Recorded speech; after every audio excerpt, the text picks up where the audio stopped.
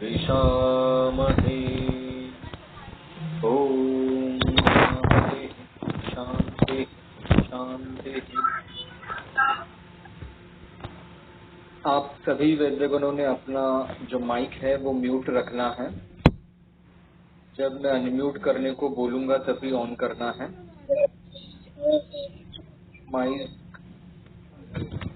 Mic किसी का तो शुरू है।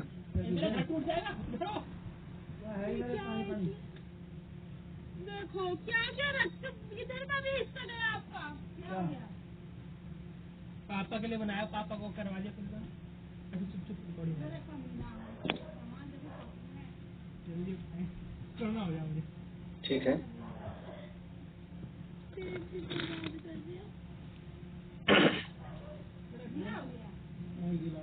अभी हाइपरटेंशन जो है टॉपिक, वो हाइपरटेंशन का पेशेंट जो है वो हर बार सिर्फ हाइपरटेंशन उसको रहेगा ऐसा नहीं होता है। बहुत सारी बीमारियां एक साथ होती हैं, तो हमें वो सब कंसीडर करना पड़ता है। और हाइपरटेंशन जो है वो उसके पीछे कुछ ना कुछ रीजन होता है। और जब वो रीजन हमें पता चलता है, मतलब उच्च रक्तचाप या अस्त्राभिनोदन ऐसे भी बोलते हैं, उसका अगर हेतु हमें हम प्रॉपर तरीके से ठीक तरीके से ढूंढेंगे और वो हेतु विपरीत अगर चिकित्सा देंगे तो रिजल्ट काफी जल्दी आता है। ऐसा ही बहुत सारी दूसरी बीमारियों के बारे में भी है। हेतु विपरीत चिकित्सा जो है वो हमेशा श्रेष्ठ होती है मैक्सिमम टाइम। और अगर ये हेतु हमने ढूंढा तो उसके अनुसार अगर हमने परफेक्ट मेडिसिन भी चूज किया, जैसे एलोपैथी में बोलते हैं कि इसके लिए ये लाइन ऑफ ट्रीटमेंट है, इसके लिए ये ड्रग ऑफ चॉइस है, वैसे अगर आयुर्वेद में अगर हम अवस्था अनुरूप drug of choice perfect select करेंगे तो बहुत बार ऐसा भी होता है कि ज्यादातर बार हमें पंचकर्मा की भी जरूरत नहीं पड़ती। और जो एक्चुअल शोधनार्ह व्याधि है उनमें ही खाली पंचकर्म की जरूरत पड़ती है। अगर हमारा परफेक्शन है तो हमें वो पता चलता है। नहीं तो बहुत सारे व्याधियों में पंचकर्म ही कराना जरूरी है ऐसा हमें लगता है। लेकिन जब हमारा परफेक्शन बढ़ेगा तो हमें समझेगा कि शमन औषधि की व्याप्ति भी काफी सारी बढ़ जाती है और जो शोधनार्ह व्याधि है उनमें पंचकर्म करना ही है। ठीक है। तो हाइपरटेंशन जो है थ्योरी में जाने से पहले मैं शुरुआत एक केस से करता हूँ। जब मैं बम्बई में प्रैक्टिस कर रहा था तो मेरे एक फ्रेंड ने मुझे बुलाया। उसके जो चाचा हैं उनको ट्रीटमेंट देनी थी, उनको मैंने चेक किया। तो एक्चुअली मेरे फ्रेंड के पिताजी को ट्रीटमेंट शुरू थी, उनको पैरालिसिस हुआ था। तो उन्होंने बगल में ही मुझे बुलाया, बगल में वो रहते थे चाचा। उनको मैंने चेक किया, कंसल्टेशन लिया और कंसल्टेशन लेने के बाद मेरा डायग्नोसिस हो गया उनका विष्टब्दाजिर। और फिर मैंने उनको मेरी मतलब जो मैंने केस टेकिंग ली उसमें मुझे ऐसा दिखा, मतलब इनडाइजेशन था, उनको डकार आते थे, खाना हजम नहीं होता था ठीक से, एसिडिटी, वो उनको पेट साफ ना होने की वजह से, गैसेस क्लियर ना होने की वजह से एसिडिटी होती थी। तो उनको मैंने खाली एक ही मेडिसिन दिया, मेरा ड्रग ऑफ चॉइस निकला शंखवटी। और खाली शंखवटी देने के बाद उनका मैंने 3 दिन के बाद कुछ तो देखा, तो बीपी जो है वो काफी नॉर्मल आ गया, मतलब 120-80 के लगभग आ गया और वो कुछ तो 150-100 के दौरान था। तो इस तरह से अगर हम अपना जो निदान है आयुर्वेदिक पद्धति से अगर परफेक्ट करेंगे तो ऐसा जरूरी नहीं होता कि हर बार हमें मॉडर्न साइंस का बहुत सारा नॉलेज होना ही चाहिए और हम वो पेशेंट मतलब उनको रिजल्ट नहीं दे सकते हैं, ऐसा नहीं रहता। अगर हमारा आयुर्वेद का जो बेस है वो अगर पक्का है और हमारी खुद की निदान शैली अगर परफेक्ट है तो हम अच्छी तरह से ट्रीटमेंट दे सकते हैं।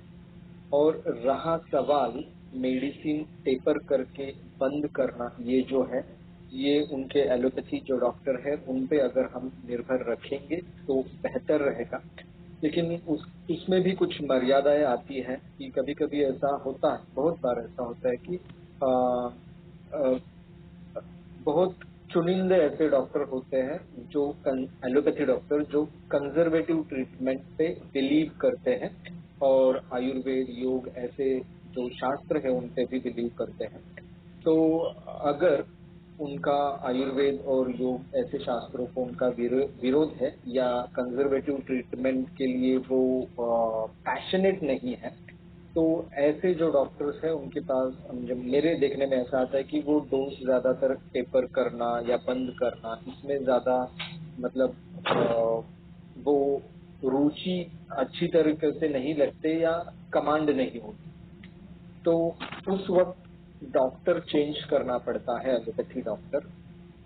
और एलोपैथी डॉक्टर अगर अच्छा मिले और आपके पहचान वाला हो और जो अगर आप से मतलब मतलब आपसे आपकी ट्रीटमेंट चालू है, ये जिसको इससे ये नहीं है, परहेज नहीं है, और जो आयुर्वेदिक ट्रीटमेंट की वजह से जो बदलाव आएंगे तब वो मेडिसिन टेपर करके बंद करने में अगर कोई आपको सहायता करेगा वही केस में, तो वो भी बेहतर रहता है अगर आपके पहचान वाला कौन सा एलोपैथी डॉक्टर हो। तो ऐसे अलग अलग फील्ड के अगर आपके डॉक्टर्स एलोपैथी के उनसे अगर आपका स्नेह और जो अच्छा बना रहे तो बहुत सारे पेशेंट्स जो हैं वो आप अच्छी तरह से ठीक कर सकते हैं, उनकी एलोपैथी दवा भी बंद हो सकती है।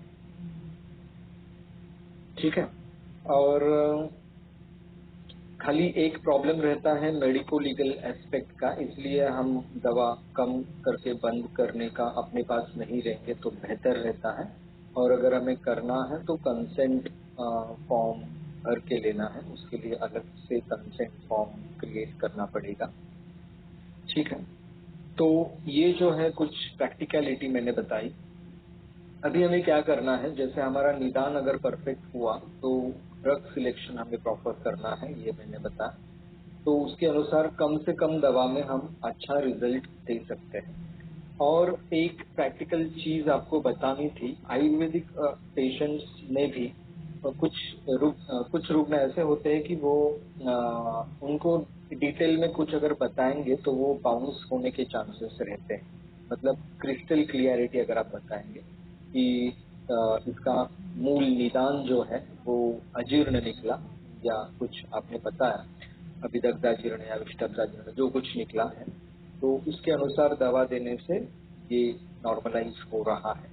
ऐसा अगर आप बताएंगे तो बहुत सारे रुग्ण ऐसे कैटेगरी में भी होते हैं कि वो उनको वो निदान पता चलने के बाद वो प्रेफर करेंगे कि इंडाइजेशन के लिए ऑन द काउंटर कुछ तो मेडिसिन ले ताकि उनका पैसा बचे।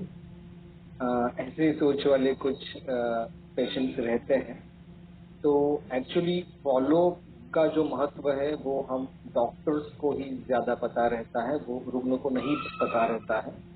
वो ओटीसी प्रोडक्ट जैसे दवा जो है आयुर्वेदिक दवा भी खाते हैं, डायबिटीज हो, बीपी हो, कुछ भी हार्ट डिजीज हो, ये दवा जो है जैसे दंत मंजन, फेस पैक, हेयर ऑयल, ऐसी चीजें जैसे लेते हैं वैसे लोग आजकल ओटीसी प्रोडक्ट जैसे खरीदी करते हैं। इसलिए अपना जो कायदा जो है वो न्याय व्यवस्था जो है मेडिको लीगल के लिए जो कुछ होना चाहिए ये भी उसके लिए कारणीभूत है। तो ये कुछ चीजें चेंज होने की भी जरूरत है। ठीक है। तो ये रहा, ये एक एस्पेक्ट मैंने बताया। फिर हमें बहुत सारे जो निदान होते हैं जो बीपी के पेशेंट में अपने हो सकते हैं वो मेदोवृद्धि हो सकता है या स्थौल्य हो सकता है।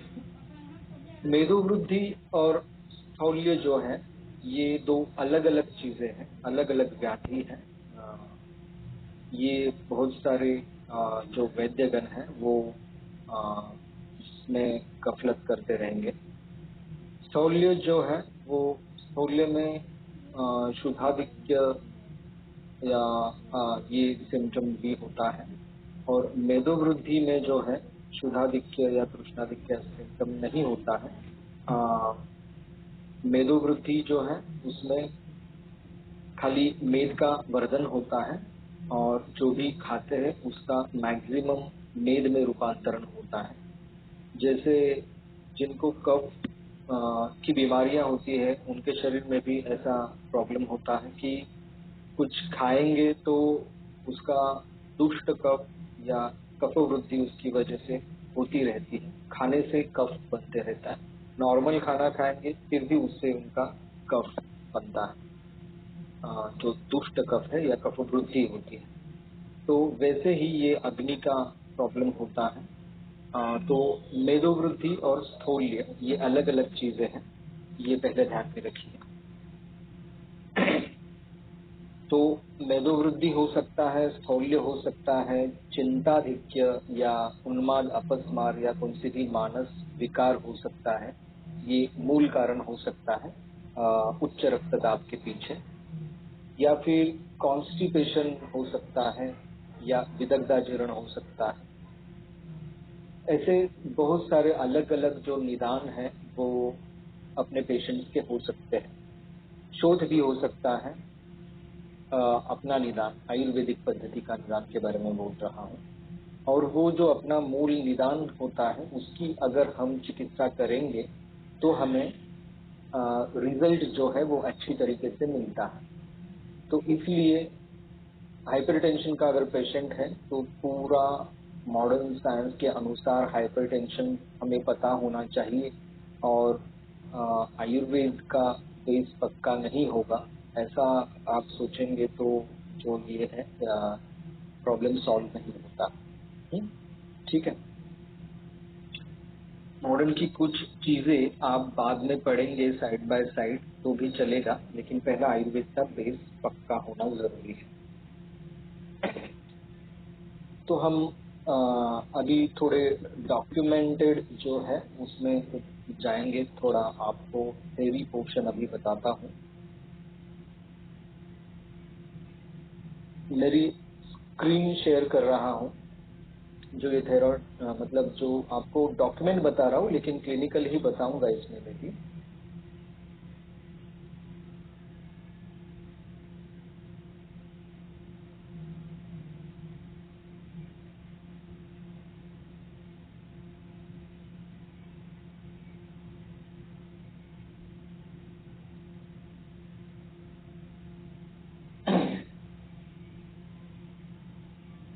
आयुर्वेदिक हाइपरटेंशन रिवर्सल प्रोग्राम, जैसे मैंने बताया स्ट्रेस अगर रीजन है हाइपरटेंशन का तो हम जटामांसी घन यूज कर सकते हैं या सारस्वतारिष्ट यूज कर सकते हैं। इसमें से जो जटामांसी घन है वो हम जब एक ही किसी चीज का टेंशन अगर ज्यादा लिया हो तो वो कंडीशन में जटामांसी घन ये ज्यादा अच्छे तरीके से काम करता है। और मल्टीपल चीजों से रिलेटेड अगर स्ट्रेस हो तो सारस्वतारिष्ट अच्छी तरह से काम करता है। फिर मांस्यादि क्वाथ या टगरादि क्वाथ ऐसे दो मेडिसिन है, उनका भी इस्तेमाल हम कर सकते हैं स्ट्रेस के लिए। बृहत्वाद चिंतामणि रस ये जो है ये सुपीरियर दवा है, ये डायरेक्ट वो ब्रह्मास्त्र जैसे वो नहीं हमें निकालना है।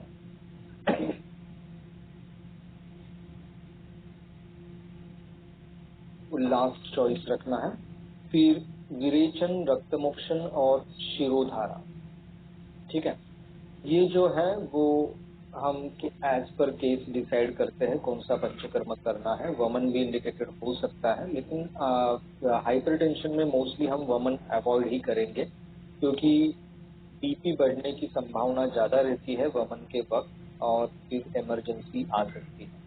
तो इसलिए विरेचन जो है वो बेहतर रहता है। फिर रक्त मोक्षण और शिरोधारा और व्यायाम का भी रोल रहता है अगर हमें पंचकर्म अगर नहीं इस्तेमाल करना है तो। और जो हृदरोग और हृदशूल अगर उसके साथ हो उच्च रक्तदाब के साथ, तो हमें जो है पंचकर्म के लिए जो संपूर्ण हृदय शुद्धिकरण जैसे माधोबाग में किया जाता है, उसमें कुछ वमन विरेचन नहीं है, फिर भी मसाज अभ्यंग रहता है, एक कुछ स्पेसिफिक मेथड है उसकी, फिर स्वेदन रहता है और फिर वो रुद्र बस्ती करते हैं, हृदय धारा करते हैं और फिर गुद मार्ग से बस्ती देते हैं। ये जो प्रोसीजर है इस प्रोसीजर का भी इस्तेमाल कर सकते हैं। फिर जो है रूटशूल जो है या कुछ अंजाइनल पेन जो अगर है तो उसके अनुसार ट्रीटमेंट जो है वो अलग रहती है। पूरा हृदरोग का अगर हम मतलब उसके बारे में बोलने जाएंगे तो वो काफी वास्ट हो जाएगा, उसका एक अलग टॉपिक बन सकता है, तो इसलिए उसमें हम डेप्थ में आज नहीं जाएंगे, ये अपने मास्टर क्लास में नहीं जाएंगे। आयुर्वेदिक मूल जो निदान है वो अम्ल पित्त मतलब अम्ल पित्त या विदग्धा जीर्ण, फिर विष्टब्धा जीर्ण, जीर्ण मलावस्तंभ, चिंताधिक्य, शोथ, ऐसे कुछ निदान हो सकते हैं। मेदोवृद्धि भी हो सकता है, स्थौल्य भी हो सकता है। चिकित्सा दर्शन संपूर्ण में रक्तवात या रक्तगत वात जो है वो उसको हाई ब्लड प्रेशर से कंपेयर किया है। लेकिन अगर हम श्लोक देखेंगे उसके तो हमें ये पता चलता है कि वो रक्तगत वात है, वो पूरी तरह से वो उसको उच्च रक्तदाब नहीं कह सकते हैं। कुछ लक्षण हैं जो उच्च रक्तदाब में होते हैं, बाकी नहीं होते हैं। इसमें से उच्च रक्तदाब में रुजस तीव्र ये लक्षण जो है वो नहीं होता है, IHD में होता है वैसा वो लक्षण। स्वसंतापा ये भी बहुत बार, स्वसंतापा ठीक है, मानस संताप भी हो सकता है। वैवर्णीय लक्षण भी इतना लॉजिकल नहीं है, कुशता भी नहीं है, अरुचि भी नहीं है, गात्रे च अरुंशी ये भी नहीं है, उक्तस्य स्तंभ ये भी नहीं है, अश्रुगत्या नहीं है, पादयोश्च भवेत् दाहः, पाददाह, फिर त्वक् स्फोट, ये त्वक् स्फोट भी नहीं है। जैसे श्वेथु, श्वेथु ये एक लक्षण है जो रक्तदाब की वजह से आ सकता है। क्लम, क्लम नहीं है मुझे लगता है। रक्तस्राव, हाँ रक्तस्राव हो सकता है रक्तदाब की वजह से। स्पंदन ये लक्षण हो सकता है, पाल्पिटेशन या रुद्र कहा जाता है। फिर रक्तवात से लक्षण, तो ये अगर हम देखेंगे तो रक्तगत वात इज इक्वल टू हाइपरटेंशन ऐसा नहीं समझ में आ रहा है, वो अलग कंडीशन है। रक्त से आवृत्त अर्थात रक्तगत वात होने पर शरीर में तीव्र पीड़ा, जलन, रक्त से आवृत्त और रक्तगत वात एक्चुअली ये दो अलग अलग कंडीशन है, इनके सेम सिम्टम होंगे ऐसा नहीं होगा, कुछ करेक्शन करना पड़ेगा इसमें, मैं देखूंगा अगली बार। रक्त से आवृत्त अर्थात रक्तगत वात, ये अर्थात नहीं है, अलग अलग चीजें होने पर शरीर में तीव्र पीड़ा, जलन, मुंह की विवरणता, कृशता, अरुचि, अंग में फुंसियों का निकलना तथा भोजन के बाद स्तब्धता हो जाती है, यह चरक का मत है। योग रत्नाकर ने रक्त वात का लक्षण दूसरे प्रकार से कहा है कि उसमें पैरों में दाह, त्वचा में फुंसियों का निकलना, शोथ तथा हृदय मस्तिष्क की बल हानि, नाक या मुंह से रक्त का निकलना और शरीर विशेषतः हृदय में कंपन होता है।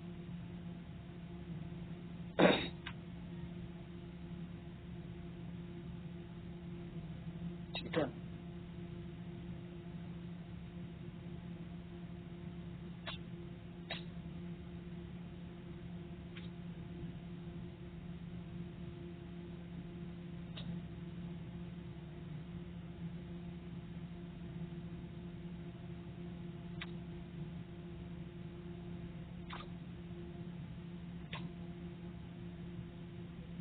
कुछ स्पेलिंग मिस्टेक्स है। वात पित्तनाशक, दीपन पाचन, अनुलोमन चिकित्सा करनी चाहिए। मल का शुद्ध रखना, लघु आहार, नींद का आना, हृदय मस्तिष्क में बल पहुंचाना, विश्राम, चिंता रहित्य परम आवश्यक है। तो ये जो लाइन ऑफ ट्रीटमेंट है ये उच्च रक्तदाब के लिए अनुकूल होती है, ये आप सभी को पता है। अन्न कम खाना, दूध और फलरस का विशेष सेवन करना तथा लवण न खाना विशेष हितकर होता है, ऐसे कहा है। रत्नेश्वर रस एक रत्ती, ये मैंने कभी इस्तेमाल नहीं किया है, जो बुक में आया है वो मैंने यहाँ पे लिखा है। एक मात्रा बेदाना दाड़िम के रस 1 तोला के साथ। फिर मृद्विका रिष्ट जो है ये शारंदर संहिता में आया है, 4 तोला, ये 2 मात्रा लेना है। समभाग जल मिलाकर पीना है भोजन के बाद। फिर मुक्ता पिष्टी जो है वो और योगेंद्र रस ये ले सकते हैं, 1 रत्ती मुक्ता पिष्टी, 1 रत्ती योगेंद्र रस 1 रत्ती मिला के 1 मात्रा कुछ तो मिस्टेक है, बाद में करेक्ट करूंगा इसमें। शंख पुष्पी या शतावर के रस 6 मासे मधु के साथ 2 बजे लेना है, ये मुक्ता पिष्टी या योगेंद्र रस के साथ कॉम्बिनेशन है, मुक्ता पिष्टी और योगेंद्र रस। फिर तृणकांत पिष्टी जो है ये 1 रत्ती लेना है। बलामूल या आंवला के स्वरस 6 माशा और मधु के साथ सायंकाल। ये सब चिकित्सा दर्श संपूर्ण में आया हुआ है। फिर सर्पगंधा धनवटी जो है ये 1 से 2 तक लेनी है और खाकर थोड़ा गर्म गोदूध पीना है रात में। गुलकंद 2 तोला के साथ लेना है सोते वक्त। सर्पगंधा धनवटी जो है, सर्पगंधा घन जो है, मैं इसके बारे में भी आप ध्यान में रखिए। सर्पगंधा जो है ये first primary important drug of choice उच्च रक्तदाब में है ऐसा मैं नहीं मानता, या डायरेक्ट सर्पगंधा घन हमको यूज करना चाहिए हम सभी को ऐसा मैं नहीं मानता। मैं बहुत कम बार सर्पगंधा यूज करता हूँ और बिना सर्पगंधा यूज किए काफी बार मुझे रिजल्ट अच्छी तरह से मिला है।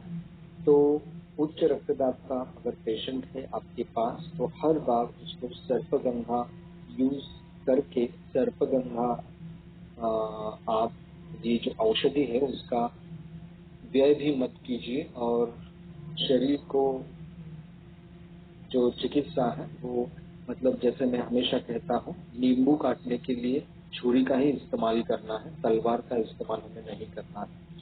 ये स्ट्रेटेजी जो है वो हमेशा याद रखनी है। अभी ये अलग अलग उन्होंने बताया है, त्रैलोक्य चिंतामणि या रुद्रोग रत्नाकर भी ले सकते हैं। फिर जो सेकेंड जो योग बताया है वहाँ पे हम यवानी शाडो 6 मासा भी ले सकते हैं, और योगेंद्र की रस की जगह हम रुद्र विश्वेश्वर रस ले सकते हैं, ये भी मैंने कभी इस्तेमाल नहीं किया है। फिर ब्राह्मी वटी का हम इस्तेमाल कर सकते हैं, या चिंतामणि चतुर्मुख रस का भी इस्तेमाल कर सकते हैं। मैंने ज्यादातर इनका इस्तेमाल नहीं किया है। सर्पगंधा चूर्ण जो है वो भी इस्तेमाल हम कर सकते हैं, 4 रत्ती का उपयोग किया जा सकता है। मल शुद्ध अगर न हो तो एरंड तेल या निशोध चूर्ण से कोष्ठ शोधन करा देना चाहिए, या इसबगोल तुष 6 माशा भिगोकर और चीनी मिलाकर रात में सोते वक्त खाकर गोदूध पीना चाहिए। ये जो है मृदु विरेचन या नित्य विरेचन जो है इसका रिजल्ट काफी अच्छी तरह से मिलता है, क्योंकि इससे जो है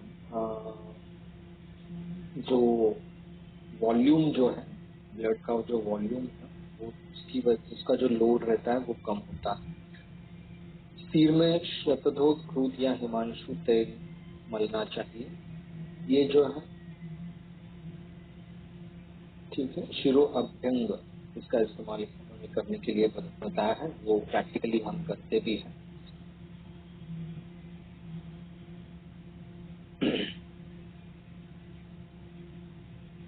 ये मुक्ता पृष्टि, योगेंद्र, ये जो सब है वो एक्चुअल जब उच्च रक्तदाब ही में होता है वो व्याधि स्वरूप होता है। अगर उच्च रक्तदाब ये अगर लक्षण स्वरूप है तो जो मेल जो अपना दूसरा निदान है उस पर काम करने के बाद भी उच्च रक्तदाब में रिजल्ट हमें मिलता है। और उच्च रक्तदाब जो है ये मेल अगर व्याधि स्वरूप हो तो ऐसे हमें हृदरोग के ऊपर जाने वाले या हृदय पे और धमनियों पे कार्य करने वाली जो है मेडिसिन उनका एक्टिवली इस्तेमाल करना पड़ता है। ठीक है।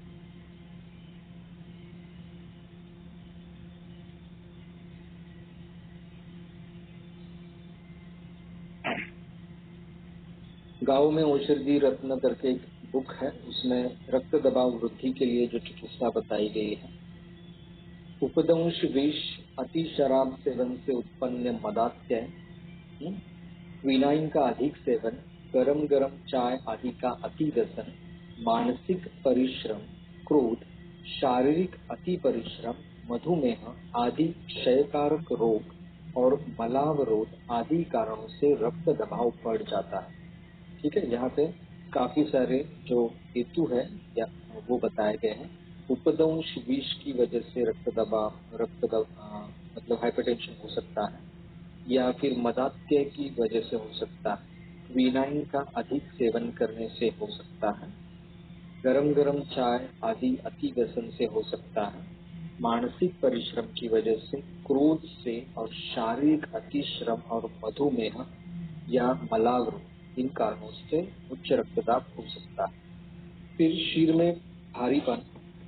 में भारीपन, चक्कर आना, निद्रानाश आदि लक्षण उपस्थित होते हैं। यहाँ पे देखिए आप, ये टिपिकल लक्षण बताए गए हैं उच्च रक्तदाब के। ऐसे वो जो रक्तगत वात के जो है वहाँ पे ऐसे टिपिकल लक्षण नहीं थे, इसलिए मैंने कहा कि वो उच्च रक्तदाब टिपिकल नहीं है। इस पर सर्पगंधादि वटी का सेवन कराया जाता है। ठीक है, तो ये उन्होंने कहा, लेकिन मेरा मानना अलग है। जैसे मैंने बताया है, सर्पगंधा जल्दी यूज नहीं करनी है। वक्तव्य, मलावरोध हो तो उदर शोधनार्थ गुलकंद, मुनक्का, हरड़ का मुरब्बा या अन्य सारक औषधि के साथ में या पहले दे। मधुमेह कारण हो तो दिन में 2 बार शिलाजीत देते रहना चाहिए। इसमें भी डायरेक्ट शिलाजीत पे शिफ्ट होने की जरूरत नहीं होती है, वनस्पति औषधियों से भी कई बार काम होता है। उन्माद या मानसिक विकृति होने पर सर्पगंधादि वटी को जटामांसी 2 मासी की पान के साथ देते रहना चाहिए। ठीक है, सर्पगंधादि वटी का भी मैंने ज्यादा इस्तेमाल कभी नहीं किया है। सर्पगंधा जो कॉम्बिनेशन में हो वनस्पति के काढ़े में तो ऐसा इस्तेमाल हुआ है, लेकिन सर्पगंधादि वटी नहीं की है। फिर गाँव में औषधि रत्न में भाग 2 में 90 पेज नंबर पे निद्रानाश के बारे में जो बताया गया है, वो अगर निद्रानाश हमारा मेन निदान हो रहा है तो क्या करना चाहिए। देखिए, वृद्धावस्था या शारीरिक निर्बलता आने के पश्चात थोड़ा श्रम अधिक होने पर हाथ पैरों में खिंचाव होता है, फिर निद्रा नहीं आती। ऐसे पेशेंट हमें अक्सर मिलते हैं जिनको दौर्बल्य के कारण हाथ पैरों में खिंचाव होता है या थोड़ा दर्द होता है और उसकी वजह से नींद नहीं आती। तो उनके लिए अश्वगंधा चूर्ण 6 मासे को घी शक्कर के साथ मिलाकर रोज रात को सेवन करते रहना अति हितावह है। तो ये जो है इसमें आपको व्यवच्छेद करना पड़ेगा। अगर यकृत का कार्य ठीक है या अग्नि केशन का ठीक है तो ये ट्रीटमेंट देनी है। और शारीरिक निर्बलता है, वृद्धावस्था है या कुशता है तो उसके लिए ये ट्रीटमेंट आइडियल है। और अगर मेदोवृद्धि वाला पेशेंट रहेगा तो उसके लिए ये लाइन ऑफ ट्रीटमेंट या ये ड्रग ऑफ चॉइस नहीं रहेगा। सब जो है चिकित्सा जब आप पढ़ते हैं तो आपको पता चलना चाहिए तुरंत कि ये कौन से कंडीशन में यूजफुल हो सकता है। वात प्रकोप रहता हो तो पिप्पला मूल 44 व्यक्ति नहीं रहेगा, ठीक है क्या, पता नहीं, मात्रा के बारे में बाद में देखेंगे। मिलाने से विशेष लाभ पहुंचता है। यह निद्रा लाने के लिए बिल्कुल निर्भय और उत्तम औषधि है। हाँ, अगर वात प्रकोप की वजह से अगर पेशेंट को कहीं पे शूल है तो या वात प्रकोप की वजह से उसको नींद नहीं आ रही है, तो उस कंडीशन में पिप्पला मूल का क्वाथ यूज करना है या पिप्पला मूल का अर्क यूज करना है, या मेदो वृद्धि अगर है पेशेंट में तो उसमें भी पिप्पला मूल का अर्क या पिप्पला मूल का क्वाथ इंडिकेटेड होता है, आप बाद में देखेंगे।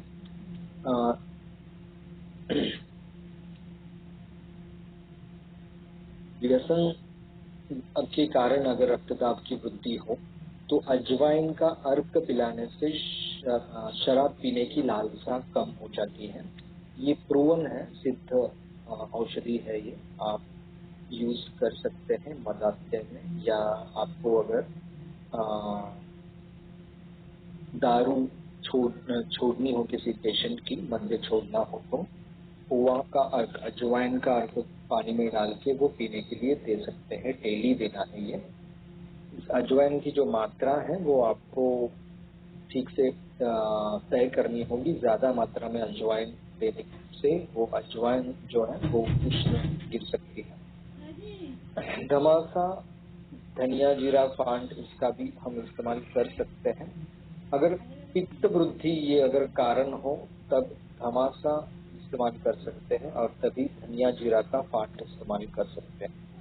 या एक मेरा पेशेंट कुछ दिन पहले ही, लगभग 1 हफ्ते पहले की बात है, एक पेशेंट का मुझे, मेरा जो रेगुलर पेशेंट है जो अम्ल पित्त की चिकित्सा ले रहा है, उस पेशेंट का मुझे गांव से फोन आया, कोल्हापुर रीजन से फोन आया। तो उसने मुझे कहा, डॉक्टर मैं बाहर गया था, धूप बहुत थी, आने के बाद मुझे बेचैनी जैसी महसूस होने लगी धूप से आने के बाद, और फिर उन्होंने कहा कि मैंने नींबू शरबत लिया 1-2 ग्लास समथिंग, तो लेकिन वो बेचैनी कम नहीं आ रही है, तो इसलिए मैंने बीपी चेक किया, तो बीपी उनका जो है 170 100 के लगभग ऐसा कुछ तो था बीपी उनका।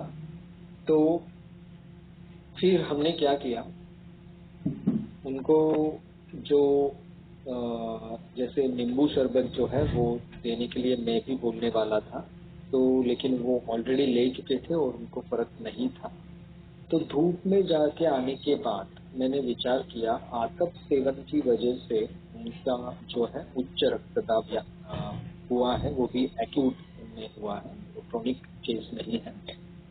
तो इसके लिए अगर चिकित्सा करनी है तो नींबू शरबत या धनिया जीरा फांड, इस तरीके से चिकित्सा होती है। लेकिन तो मैंने शुरू में पेशेंट को थोड़ा सा रिलैक्स होने के लिए कहा। ये काफी अच्छी केस है, इसमें मैंने लगभग ना के बराबर मेडिसिन यूज किया और पेशेंट का जो बीपी है वो नॉर्मलाइज किया था।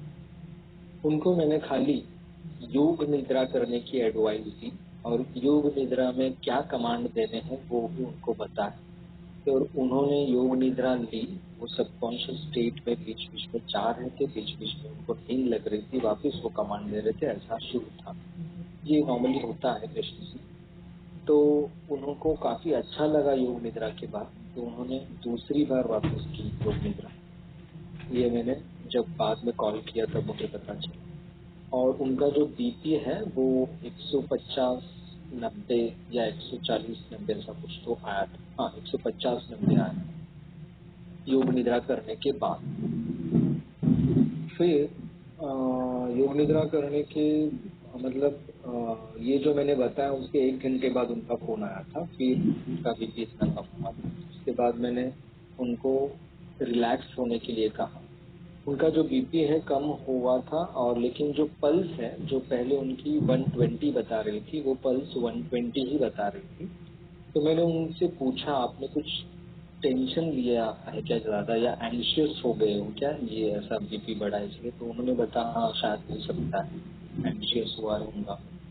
तो मैंने उनको कहा अभी आप रिलैक्स हो जाइए, दिमाग से छोड़ दीजिए आपको कुछ हुआ है, बिंदास रहिए, खाली धनिया जीरा फांट लीजिए और कुछ देर बाद आप बीपी चेक कर सकते हैं और बाद में सब नॉर्मलाइज हो जाए।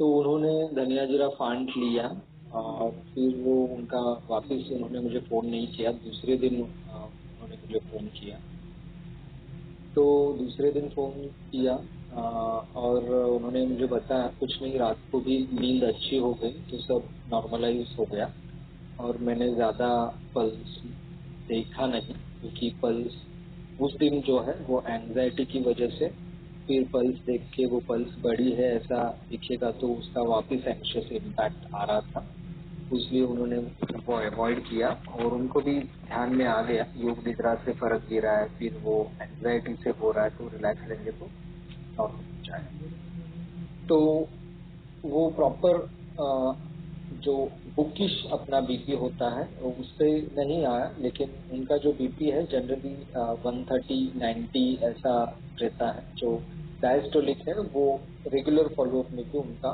90 ही रहता है, तो वो नॉर्मल बीपी जो है वो नॉर्मल बीपी पे वो आ।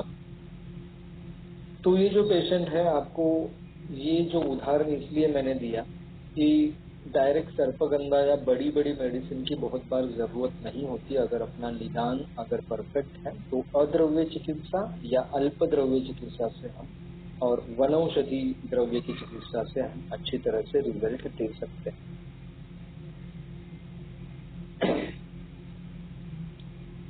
फिर हम देखेंगे घरगुती औषधों के पेज नंबर 81 में आया है 10 ग्राम मंजिष्ठा, ये मराठी में है, उसको क्रश करके 100 ग्राम पानी में डाल के उसका अष्टमांश काढ़ा करना है। फिर उसमें 10 ग्राम कुमारी स्वरस और 3 ग्राम हल्दी मिला के अगर हम नित्य पिएंगे रोज सुबह तो 23 सप्ताह या मतलब 23 हफ्तों में कौन से भी कारणवश शरीर में अगर रक्त ग्रंथि हुई हो और वो ठीक नहीं हो रही तो वो ठीक हो जाती है। मतलब जो है जैसे एंटी कोएगुलेंट जैसे देते हैं एलोपैथी में, वैसा इसका काम होता है। तो जिन पेशेंट्स में क्लोपिटाइल जैसी दवा शुरू रहती है या रक्त जो है पतला करने के लिए कुछ दवाइयाँ शुरू रहती है तो उसके लिए हम इसका इस्तेमाल करके देख सकते हैं। ये जो कॉम्बिनेशन है, बहुत बार हमें लगता है कि एलोपैथी की जो दवा है उसके लिए कुछ ऑप्शन नहीं रहेगा या हम मतलब डरते हैं वो सब करने के लिए। लेकिन जैसे जैसे आपको अनुभव आते जाएंगे या थोड़ी थोड़ी आप ट्राई करके देखेंगे तो आपको समझ में आएगा। तुरंत एलोपैथी पूरी दवा बंद करके ये सब नहीं करना है, ऐसी चीज है, ये स्टेप बाय स्टेप ये चीजें करना है। मैं कोलेस्ट्रॉल का जो मेडिसिन है उसके लिए तुरंत डे 1 से मैं मेडिसिन स्टॉप कर देता हूँ एलोपैथी का, और आयुर्वेदिक ट्रीटमेंट से वो मैनेज हो जाता है। लेकिन क्लोपिटैल जैसी दवाइयाँ या एंटी हाइपरटेंसिव जो दवाइयाँ हैं वो डे 1 से आप बंद नहीं कर सकते। उसके लिए पेशेंट को टाइम देना चाहिए, 1 महीना, 3 महीना, 6 महीना, कुछ भी ड्यूरेशन जो है उसके लिए लग सकता है। Patient to patient duration change होगा, पेशेंट कितना परहेज कर रहा है, कितना एक्सरसाइज कर रहा है, कितने मेडिसिन रेगुलरली ले रहा है उसके ऊपर डिपेंड है, और कितना आपका diagnosis of drug of choice perfect है उसके ऊपर भी डिपेंड होता है। ठीक है। आयुर्वेदीय प्रथमोपचार संहिता, ये जो है वैद्य फड़ीवाली जी का बुक है, इसमें से कुछ रेफरेंस है। रक्तदाब वृद्धि, रक्तदाब वृद्धि में आरोग्यवर्धिनी गोक्षुरादि गुकुल श्रृंग सुवर्ण मक्षिकादि वटी निद्राकर वटी रसायन चूर्ण अर्जुनारिष्ट, इनका इस्तेमाल करना है। बॉइल्ड फूड, शवासन, जैसे मैंने योग निद्रा कहा, शवासन से बेहतर होता है योग निद्रा। शाम को जल्दी खाना खाना ये सबसे इम्पोर्टेंट है। अगर 7 बजे से पहले अगर पेशेंट खाना खाता है तो उनको रिजल्ट काफी अच्छा मिलता है। खास करके जिनको डाइजेशन की प्रॉब्लम रहती है या जिनका बीपी ज्यादा रहता है, हार्ट डिसीज होता है, या जिनको डायबिटीज होता है या मोटापा होता है, उनके लिए तो अगर हम 7 बजे से पहले खाना सजेस्ट करेंगे, जिनको पॉसिबल है वो करेंगे तो बेहतर, या जिनको नहीं पॉसिबल है तो फिर वो 9 बजे से पहले तो जरूर खाना खाना चाहिए। इसका रिजल्ट काफी अच्छा मिलता है। और नमक जो है, नमक कुछ दिन के लिए अगर नहीं खाएंगे, बिल्कुल छोड़ देंगे या फिर बाद में कम नमक खाना शुरू कर देंगे। और नमक में भी जो यूज करना है वो सेंधा नमक ही यूज करना है। रेगुलर जो है, जो समुद्री जो मीट है, समुद्र लवण, वो यूज नहीं करना है। तेल जो है वो लाकड़ी खाना वाला तेल यूज करना है। मतलब लाकड़ी खाना कंपनी के बारे में नहीं बोल रहा हूँ मैं, मतलब वुडन प्रेस्ड जो ऑयल है वो इस्तेमाल करना है। केमिकली प्रोसेसिंग कुछ नहीं चाहिए। फिर बेल के पानों का काढ़ा जो है, बेल के पत्तों का काढ़ा, ये भी इस्तेमाल कर सकते हैं। इसमें आरोग्यवर्धिनी जो है वो आरोग्यवर्धिनी अग्नि बढ़ाती है, मल का शोधन अच्छी तरह से करती है, और फिर उसकी वजह से जो है वो ब्लड प्रेशर कंट्रोल होता है। गोक्षुरादि गुकुल जो है, जो मूत्रस्तु क्लेद वाहनम, ये इस पे काम करता है। क्लेद जो है वो बाहर निकालता है। वो अति जलांश जो है वो भी मूत्रमार्ग से बाहर निकालता है। उसकी वजह से वॉल्यूम जो है ब्लड का जो ज्यादा होता है वो कम हो जाता है, और उसकी वजह से बीपी कंट्रोल में आता है। फिर श्रृंग भस्म जो है वो एक्चुअली श्रृंग भस्म ये अंजाइना में यूज किया जाता है ज्यादा बार, या हृदय को बल देने के लिए, हृदय की मांसपेशियों को बल देने के लिए इस्तेमाल किया जाता है। सुवर्णमक्षिकादि वटी जो है ये शायद वैद्य खड़ीवाले जी का पाठ है, और निद्राकर वटी भी शायद अनुभूति पाठ है। रसायन चूर्ण आप सभी को पता है, गोक्रू आमल की गुलवे, ये जो चूर्ण है इनका कॉम्बिनेशन जो है इसको रसायन चूर्ण कहा जाता है। रसायन चूर्ण जो है ये मैं बहुत बार मेरी प्रैक्टिस में यूज करता हूँ। कुछ इसमें मैं थोड़ा प्रकाश डालता हूँ। जब पेशेंट कौन से भी केस में, कौन से भी पेशेंट में जब आमावस्था होती होकर भी उसको बल हानि हो या धातु क्षय जिन पेशेंट में हो, तो उन पेशेंट में जनरली हम बोलते हैं कि निरामावस्था आ जाने के बाद ही रसायन औषधि शुरू करना है। लेकिन ये रसायन चूर्ण जो है, ये मेरा अनुभव ऐसा है कि सामावस्था में भी हम यूज कर सकते हैं, क्योंकि पेशेंट ऐसे अपने पास होते हैं। काफी बार ऐसी स्टेज होती है कि सामावस्था है फिर भी धातु बल बढ़ाना इम्पोर्टेंट होता है।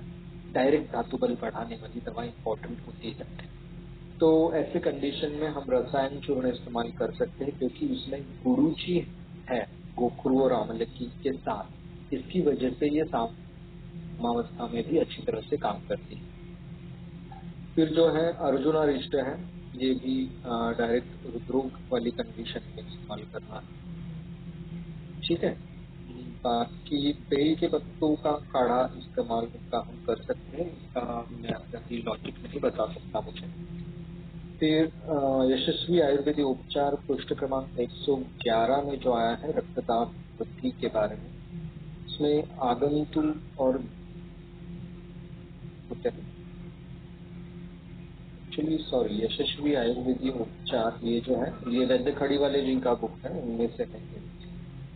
रक्तदाब वृद्धि कोडभेद उन्होंने टाइप बताया है, आगंतु हो सकता है या दोषज हो सकता है, अवस्था साम, हर बार साम होती है ऐसा नहीं रहता। संबंधित व्याधि प्रमेह, रुद्रोग, वृक्क शोथ, पांडु, स्थौल्य, मूत्राश्मरी ये हो सकते हैं। और दोष कफ, धातु, रसरक्त, मल, पुरुष, मूत्र संबंधित अवयव, संबंधित रुधिर वाहिनी। इसमें जो है दोष इसमें कफ बताया है, लेकिन हर बार सिर्फ कफ दोष होता है ऐसा नहीं, पित्त और वात भी दोष होते हैं। फिर स्रोतस जो है रसवह, रक्तवह, मनोवह और मूत्रवह स्रोतस। जैसे हमें पता है कि चिंता धिक्य के कारण होता है और रसवह स्रोतस और रक्तवह स्रोतस का मूल स्थान हृदय होता है। और रसवाहिनी दुष्यंती चिंताणाम च अतिचिंतना दी थी, आप सभी को पता है, तो इसलिए रसवह स्रोतस की इन्वॉल्वमेंट होती है। फिर जो है रक्त वृद्धि और रस वृद्धि, इसकी वजह से भी हाइपरटेंशन होता है। रस वृद्धि के जो सिम्टम होते हैं, रसोति वृद्धो हृदयोत्क्लेदम प्रसेकम च आपादयति। तो ये जब हमारा रस वृद्धि, जब हमारा डायग्नोसिस होगा तो उसके ऊपर हम चिकित्सा करेंगे तो हाइपरटेंशन में रिजल्ट मिलता है। और ऐसे कंडीशन में हमें गोक्षुरादि गुकुल है उसका इस्तेमाल करना है, क्लेद जो है मूत्रमार्ग से निकालने के लिए। फिर जो है रक्त मनोह स्रोतस से काम करने वाली काफी मेडिसिन है जिसका विवरण मैं पहले भी कर चुका हूँ। फिर मूत्रवह स्रोतस से तो गोक्षुरादि गुकुल भी काम करेगा। फिर चंद्र प्रभा भी काम करती है, ठीक है। शारीर जो है हृदय और यकृत। गुरुकुल पारंपरिक उपचार केवल अगर रक्तदाब हो तो प्रधान औषधियों में यहाँ पे श्रृंग भस्म होना चाहिए। श्रृंग भस्म गोक्षुरादि गुकुल तीन तीन गोली लेनी है सुबह शाम, ऐसे उन्होंने बताया। डोज आप पेशेंट के अनुसार चेंज कर सकते हैं। साथ में रसायन चूर्ण लेना है, बताया है। रक्तदाब और हृदरोग ऐसा अगर कॉम्बिनेशन है तो उसमें आरोग्यवर्धिनी, गोक्षुरादि गुकुल, सुवर्ण माक्षिकादि वटी, श्रृंग भस्म, त्रिफला गुकुल, ऐसे हम मेडिसिन यूज कर सकते हैं।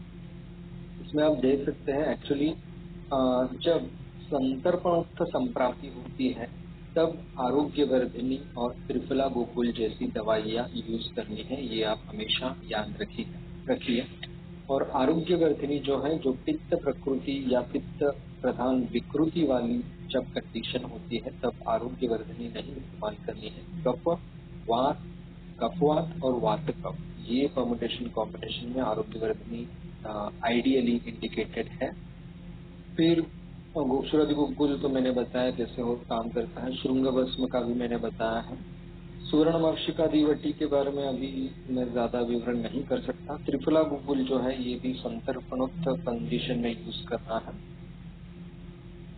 जब मेदोवृद्धि या स्थौल्य जो है ये मेन हेतु के तौर पर होता है रक्तदाब निर्माण होने के लिए, तब या इस्तेमाल करना है, या स्थूल पेशेंट में जब रक्तदाब वृद्धि होती है तब यूज करना है।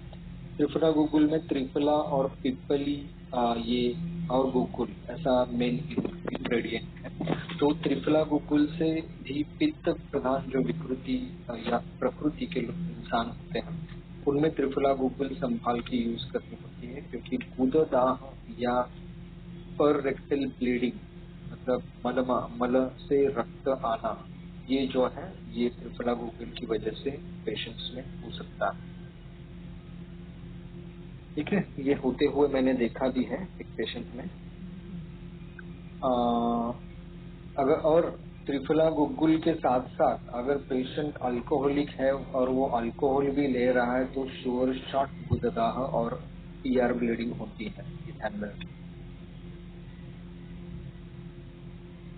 सूज, पांडुता मतलब शोथ, पांडुता और रक्तदाब अगर रहेंगे और शोल्डर पेन या आर्म में पेन अगर हो रहा है तो सुवर्ण माक्षिकादि वटी, गोक्षुरादि गुकुल ये लेना है।